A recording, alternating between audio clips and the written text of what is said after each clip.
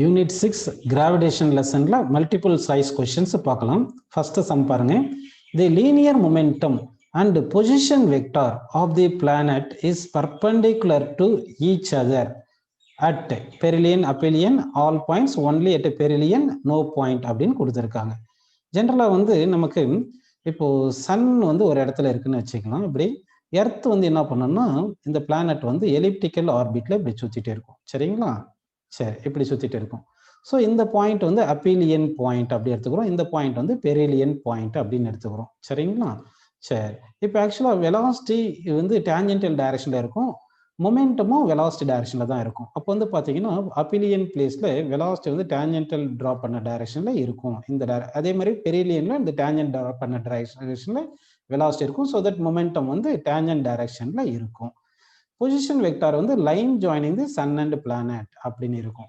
So இப்போ பாருங்க அப்பீலியன் பிளேஸ்ல பர்பண்டிகுலரா இருக்கு பொசிஷன் வெக்டாரும் மொமெண்டம் பர்பண்டிகுலரா இருக்கு. அதே மாதிரி பெரிலியன்லயும் இந்த பொசிஷன் வெக்டார் இருக்கு பாருங்க, இந்த பொசிஷன் வெக்டாரும் மொமெண்டமும் பர்பண்டிகுலரா இருக்கு. ஸோ தட் ஃபர்ஸ்ட் கொஸ்டினுக்கு இந்த linear momentum and position vector வந்து பர்பண்டிகுலரா இருக்கிறது பார்த்தீங்கன்னா போத் பெரிலியன் அண்ட் அப்பீலியன்ல. ஸோ தட் ஃபர்ஸ்ட் கொஸ்டினுக்கு நமக்கு ஆன்சர் வந்து option A is correct. Second question பார்க்கலாம் பாருங்க. If the mass of the earth and the sun suddenly double, the gravitational force between them will அப்படின்னு சொல்லியிருக்காங்க. ஆக்சுவலாக கிராவிடேஷனல் ஃபோர்ஸுக்கு என்ன ஃபார்முலா பார்த்தீங்கன்னா according to Newton's universal of gravitation G into mass of the sun into mass of the earth divide by R square இருக்கும். சரிங்களா? இங்கே mass of the sun mass of the earth ரெண்டுமே double பண்ணுறதுனால அப்போ என்ன பண்ணலாம், இங்கே G into 2 into mass of the sun into 2 into mass of the earth அப்படின்னு போட்டு பை ஆர் ஸ்கொயர் போடும்போது இது நியூ ஃபோர்ஸ் கிடைக்குது. அப்போ new force equal F dash equal இந்த 2 இன்ட்டு 2 4 எழுதிட்டு இந்த G MS ME divide by R square வந்து இனிஷியல் ஃபோர்ஸ்னு வருது. அப்போ வந்து ஃபைனல் ஃபோர்ஸ் 4 டைம்ஸ் ஆயிரும். So that final force becomes 4 times. So இந்த கொஸ்டின் செகண்ட் கொஸ்டினுக்கு தேர்ட் ஆப்ஷன் வந்து கரெக்டான ஆன்சர். அடுத்து தேர்ட் கொஸ்டின் பார்க்கலாம் பாருங்க. A planet moving along an elliptical orbit is closest to the sun at a distance of r1 and farthest away at a distance r2. If v1 and v2 are linear speeds at these points respectively, then the ratio of the v1 by v2 is அப்படின்னு question கேட்டிருக்காங்க. சரி, இப்போ நம்ம என்ன பண்ணலாம்னா இப்போ Sun இங்கே இருக்கு, இப்போ வந்து பிளானட் வந்து இப்படி சுத்திட்டு இருக்கு இப்படின்னு எடுத்துக்கலாமா, எலிப்டிக்கல் ஆர்பிட்ல இப்படி சுத்திட்டு இருக்கு. இப்படி இருக்கும்போது இங்க என்ன பண்ணலாம்னா வந்து நம்ம வந்து இங்க ஆக்சுவலா வந்து ஃபோர்ஸ், அதாவது பிளானட் எங்கேயாவது இருக்கட்டும், ஃபோர்ஸ் வந்து along the line joining sun and planet தான் ஃபோர்ஸ் ஆக்ட் ஆகும். அதே மாதிரி பொசிஷன் வெக்டாரும் அதே டைரக்ஷன்ல தான் இருக்கு. அப்போ டார்க் இஸ் ஈக்குவல் டு பார்த்தீங்கன்னா F into R into sine theta வரும். டீட்டா வந்து 0 டிகிரி வரதுனால டார்க் 0 வருது. டார்க் 0 வரதுனால angular momentum conserved. Angular momentum is conserve, angular momentum constant. Angular momentum என்ன ஃபார்முலா பார்த்தீங்கன்னா எம்விஆர் ஈக்குவல் டு கான்ஸ்டன்ட். சரிங்களா? இப்போ இந்த எலிப்டிக்கல் பாத்தில் போகும்போது இந்த ஆர் சேஞ்ச் ஆகிட்டு இருக்கும், அதனால வெலாசிட்டி சேஞ்ச் ஆகும், ஆனால் மாஸ் சேஞ்ச் ஆகாது. So that V into R equal to constant அப்படின்னு நம்ம எடுத்துக்கலாம். அதுல இருந்து V is inversely proportional to R வரும். அப்போ வந்து v1 by v2 is equal to inverse ratio of position vector r2 by r1 வரும். So that v1 by v2 equal to என்ன வருது பார்த்தீங்கன்னா நமக்கு r2 by r1ன்னு தேர்ட் கொஸ்டினுக்கு ஃபர்ஸ்ட் ஆப்ஷன் கரெக்ட். அடுத்து ஃபோர்த் கொஸ்டின் பார்க்கலாம் பாருங்க. The time period of a satellite orbiting Earth in circular orbit is independent of அப்படின்னு கொஸ்டின் கேட்டிருக்காங்க. ஸோ டைம் பீரியடுக்கு நம்ம ஃபார்முலா டெரைவ் பண்ணலாம் பாருங்க. இப்போ வந்து பார்த்தீங்கன்னா இங்கே வந்து என்ன பண்ணலாம்னா எர்த் இங்கே இருக்கிற மாதிரி அஜூம் பண்ணிங்க, சேட்டலைட் இங்கே இருக்கு, இது வந்து சர்க்குலர் ஆர்பிட்ல இப்படி போயிட்டே இருக்கு. சரிங்களா? இப்போ வந்து நமக்கு இங்கே centrifugal force provided by gravitational force அப்படின்னு எடுத்துக்கணும். So centrifugal force is equal to gravitational force அப்படின்னு எடுத்தீங்கன்னா சென்ட்ரிஃபியூட்டல் ஃபோர்ஸ் வந்து mv square by R, that is equal to gravitational force வந்து g into mass of the earth into mass of the satellite divided by r square போட்டுக்கலாம். இந்த m cancel பண்ணிடலாம், ஒரு ஆரும் ஒரு ஸ்கொயரும் cancel பண்ணிடலாம். இந்த ஸ்பீடுக்கு என்ன ஃபார்முலா எடுக்கலாம் பார்த்தீங்கன்னா 2πr by t அப்படின்னு நம்ம எடுத்துக்கலாம். 2πr by t எடுத்துக்கலாம். அப்போ ஸ்பீட் பிளேஸ்ல 2πr by t போட்டிங்கன்னா 2πr by t whole square அப்படின்னு போட்டுக்கலாங்களா? அப்படி போட்டுட்டோமா is equal to gm divide by ஆர்னு இருக்கு. இப்போ டி ஸ்கொயர் அந்த பக்கம் கொண்டு போயிருங்க, மற்றதெல்லாம் இந்த பக்கம் வந்துடும். அப்போ டி ஸ்கொயர் இங்கே வந்துருச்சுங்களா, மற்றதெல்லாம் இங்கே கொண்டு வந்துருங்க பாருங்க. 4π square r cube divide by G into இது மாஸ் ஆஃப் தி எர்த் அப்படின்னு இருக்கு. சரிங்களா? அப்படி பார்க்கும்போது இங்க வந்து மாஸ் ஆஃப் தி எர்த் தான் இருக்கு. அதாவது டைம் பீரியட் வந்து depends on mass of the earth, radius of the earth அப்படிதான் இருக்கே தவிர மாஸ் ஆஃப் தி சேட்டலைட் வரல. அதனால தி டைம் பீரியட் வந்து independent of mass of the satellite தான் கரெக்ட். அப்போ ரேடியஸ் ஆஃப் தி ஆர்பிட்டை டிபெண்ட் பண்ணியிருக்கு. அடுத்து வந்து both mass and radius of the orbit வந்து வராது. அதாவது ரேடியஸ் ஆஃப் தி ஆர்பிட்டை வந்து டிபெண்ட் பண்ணியிருக்கு. அப்போ வந்து இது time period of a satellite orbiting earth வந்து only independent of mass of the satellite depends on radius of the orbit அப்படின்னு வந்திருக்கு. ஸோ ஃபோர்த் கொஸ்டினுக்கு செகண்ட் ஆப்ஷன் கரெக்ட். அடுத்து நம்ம பார்க்க போறது ஃபிஃப்த் கொஸ்டின் பாருங்க. If the distance between the earth and the sun were to be doubled from its present value, the number of days in a year would be அப்படின்றாங்க. சரிங்களா? அப்போ வந்து என்ன பண்ணலாம்னா இதுக்கு கெப்லர்ஸ் தேர்ட் லா எடுத்துக்கலாம். T square directly proportional to R cube அப்படி எடுத்துக்கலாம். சரிங்களா? R cube. இப்போ வந்து ஆர் டபுள்னு சொல்லிட்டாங்க. T1 is equal to 365 days. சரிங்களா? R1 வந்து ஆர்னு இருக்கு. இப்போ T2 தான் நம்ம கொஸ்டின் மார்க். R2 வந்து என்ன பார்த்தீங்கன்னா டபுள் ஆயிருச்சு 2Rன்னு சொல்லிட்டாங்க. அப்போ வந்து T1 square divide by T2 square is equal to R1 cube divide by R2 cube இப்படின்னு நம்ம ஃபார்முலா எடுத்துக்கலாம்.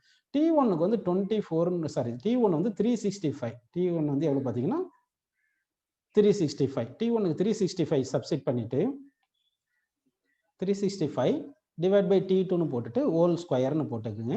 R1 வந்து ஆர்னு போட்டு R2 வந்து என்ன பண்ணலாம்னா 2Rன்னு போட்டுட்டு நம்ம ஹோல் கியூப்னு போட்டுக்கலாம். இந்த ஆர் கேன்சல் ஆயிருது கரெக்டுங்களா?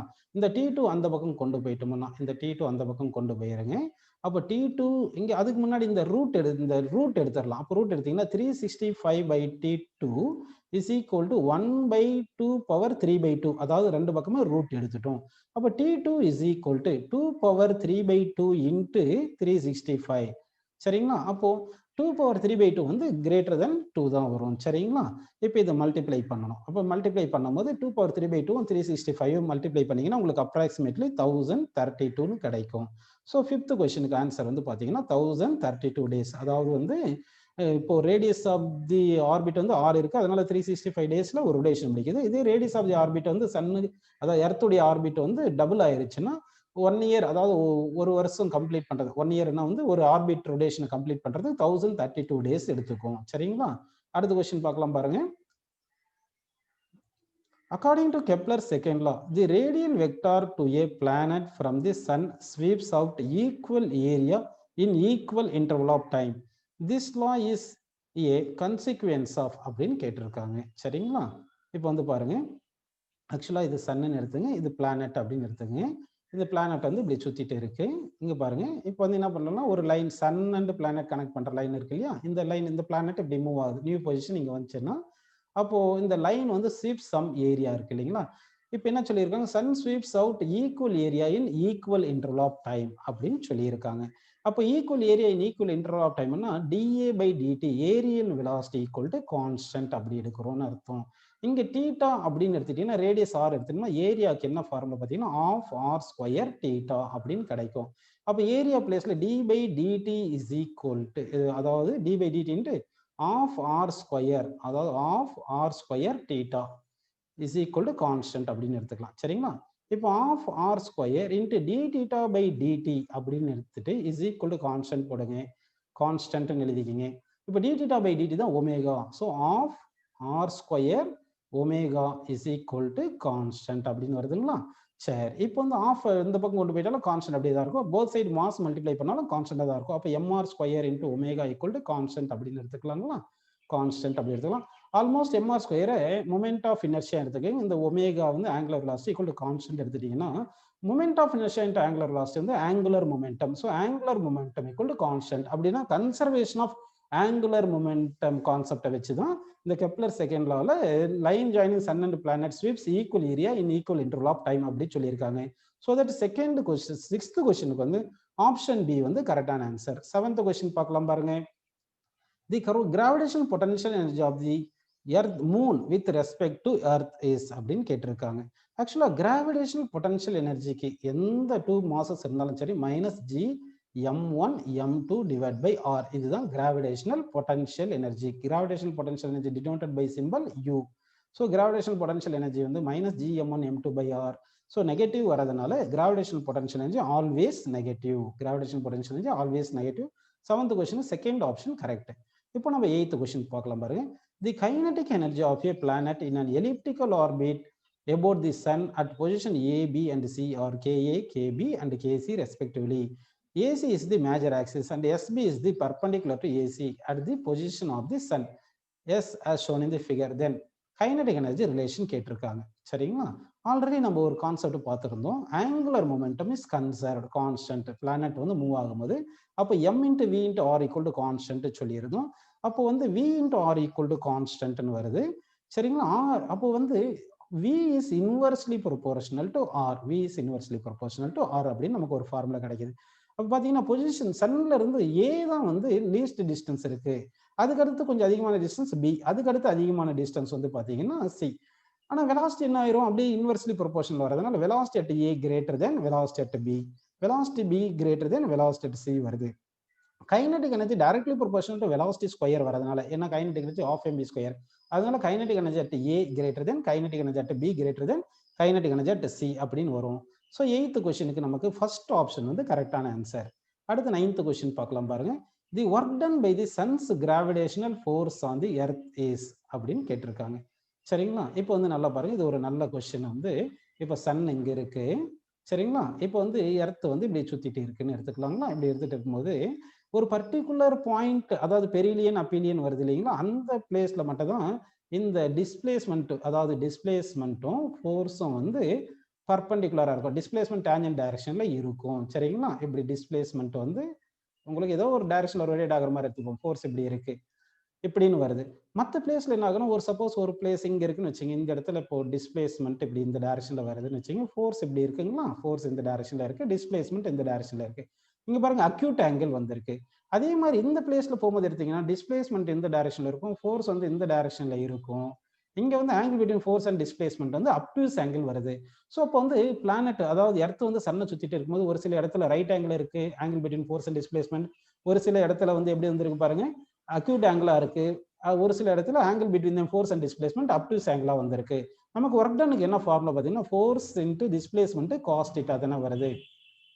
அப்போ தீட்டா வந்து அக்யூட் ஆங்கிளா இருந்தா, தீட்டா வந்து அக்யூட்டா இருந்தா ஒர்க் டன் வந்து நமக்கு பாசிட்டிவ்னு வரும். சரிங்களா? அதே தீட்டா வந்து அப்டியூஸ்னு இருந்துச்சுன்னா என்ன வருதுன்னா ஒர்க் டன் வந்து நெகட்டிவ்னு வரும். தீட்டா வந்து ரைட் ஆங்கிள் 90 டிகிரியா இருந்துச்சுன்னா ஒர்க் டன் வந்து நமக்கு 0ன்னு வரும். சரிங்களா? அப்போ வந்து என்ன ஆகும்? ஆல்வேஸ் 0 வராது, ஆல்வேஸ் பாசிட்டிவ் வராது. Can be positive or negative.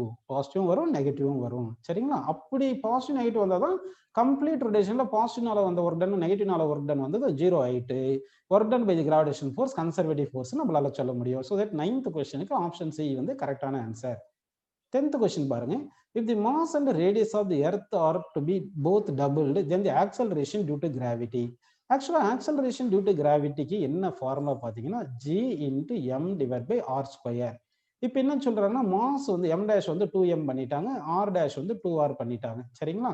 அப்போ g டேஷ் என்ன ஆகும் பாருங்க, g into 2m divided by r dash square தானே வரும். அப்போ 2r ஹோல் ஸ்கொயர்னு வந்துடும். அதாவது g டேஷ்ன்றது new mass of the earth divide by new radius square அப்படின்னு வருது. m டேஷ் பிளஸ்ல 2m, r டேஷ் பிளஸ்ல 2r சப்ஸ்டிட் பண்ணியாச்சு. இப்போ g டேஷ் ஈக்குவல் என்ன வரும் பார்த்தீங்கன்னா, இது 2, இங்க 2 ஸ்கொயர் 4னால 2ம் 4ம் கேன்சல் பண்ணா 1/2 அப்படி இருக்கு. இங்க gm divide by r square இருக்கு. இந்த gm by r ஸ்கொயர் தான் ஆல்ரெடி நமக்கு இனிஷியல் g. அப்போ இனிஷியல் g by 2.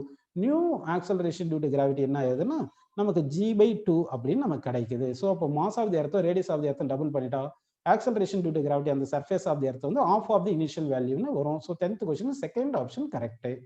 நம்ம இப்போ 11th கொஸ்டின் பார்க்கலாம்.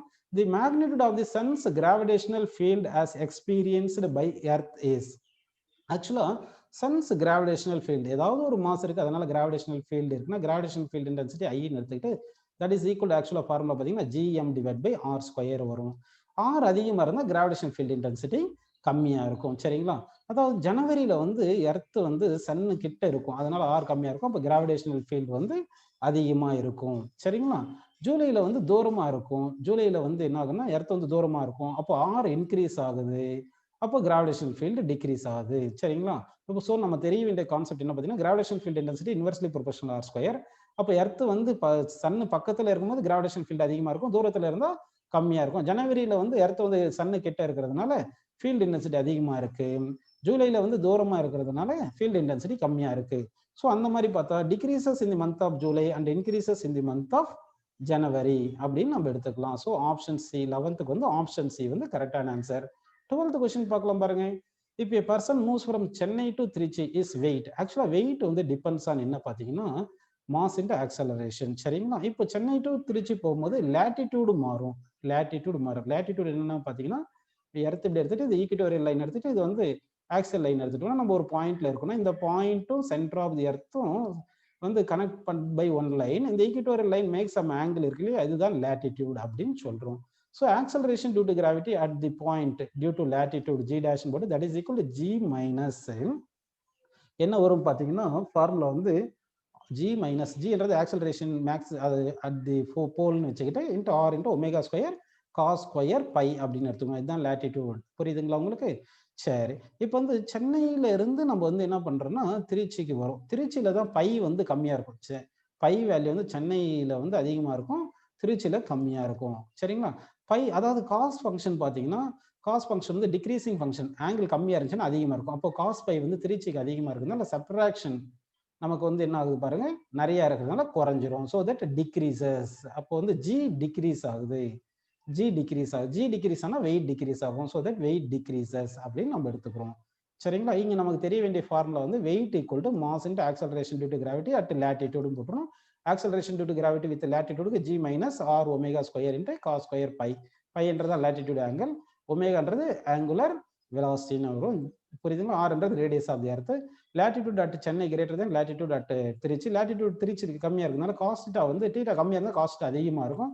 அப்போ திருச்சிக்கு டீட்டா கம்மியாக இருக்கிறதுனால லேட்டிடியூட் கம்மியாக இருக்கிறதுனால காஸ் பை வந்து அதிகமாக இருக்கும். அப்போ செப்பரேட் பண்ணுறது அதிகமாக இருந்துச்சுன்னா அப்போ ரிசல்டன்ட் வேல்யூ குறைஞ்சிரும். அப்போ ஜி டேஷ் குறையிறதுனால வெயிட் வந்து டிக்ரீஸ் ஆகுது அப்படின்னு நம்ம எடுத்துக்கிறோம். சரிங்களா?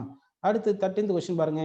An object of mass 10 kg is hanging on a spring scale which is attached to the roof of a lift.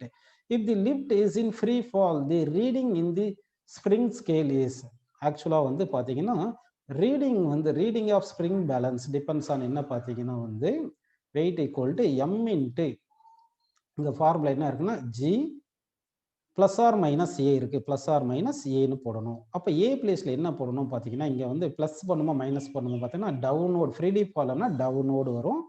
டவுனோடுக்கு ஒரு மைனஸ் போடணும். அடுத்து ஃப்ரீ ஃபால் போது ஆக்சலரேஷன் ஜி வருது. அப்போ W is equal to m into g minus a பிளேஸ்ல g போட்டோம்னா டவுனோடுக்கு ஒரு minus acceleration ஜினால G போட்டோம்னா ஜீரோன்னு வருது. அதனால வந்து ஃப்ரீ ஃபாலிங் கேஸ்ல spring balance measures weight of the object as நமக்கு என்ன வரும்னா ஜீரோ அப்படின்னு கிடைக்குது. அடுத்து 14th கொஸ்டின் பாருங்க. If the acceleration due to gravity becomes 4 times its original value, then escape speed அப்படின்னு கேட்குறாங்க. escape speed. ஆக்சுவலா acceleration due to gravity escape speedக்கு என்ன ஃபார்முலா பார்த்தீங்கன்னா root of 2gr near to the earth சர்ஃபேஸுக்கு இதுதான் formula. சரி, புரியுதுங்களா? அப்போ g வந்து 4 டைம்ஸ். அப்போ new escape velocity is equal to root of 2 into g வந்து 4 டைம்ஸ்ன்னு போட்டுருணும். 4 டைம்ஸ் gr போட்டுடலாமா அப்படின்னு போட்டுடலாம். அப்போ வந்து இந்த 4 ரூட்ல இருந்து வெளியே எடுத்தா 2 டைம்ஸ் வரும். 2 root of 2gr வருது. root of 2gr தான் initial escape velocity, 2 times the escape velocity. அப்போ new escape velocity என்ன ஆயிரும்னா 2 times the original value அப்படின்னு வருது. சரிங்களா? இப்போ 15th கொஸ்டின் பாருங்க, last question. The kinetic energy of the satellite orbiting around the earth is அப்படின்னு கேட்டிருக்காங்க. சரிங்களா? ஆக்சுவலா வந்து கைனடிக் எனர்ஜிக்கு என்ன ஃபார்முலா பார்த்தீங்கன்னா gmm divide by 2r. Potential எனர்ஜிக்கு என்ன ஃபார்முலா பார்த்தீங்கன்னா மைனஸ் gmm by r அப்படின்னு வருது. டோட்டல் எனர்ஜிக்கு என்ன பார்த்தீங்கன்னா மைனஸ் gmm by 2r அப்படின்னு நமக்கு கிடைக்கும். புரியுதுங்களா உங்களுக்கு? சரி, இப்போ வந்து பார்த்தீங்கன்னா நம்ம ஒரு நியூமரிக்கல் வேல்யூ மட்டும் பார்த்தோம்னா கைனடிக் எனர்ஜி வந்து பாருங்க எப்படி இருந்தாலும் ஈக்குவல் வராது, இங்கே 2 இதெல்லாம் வராதுனால. சரிங்களா?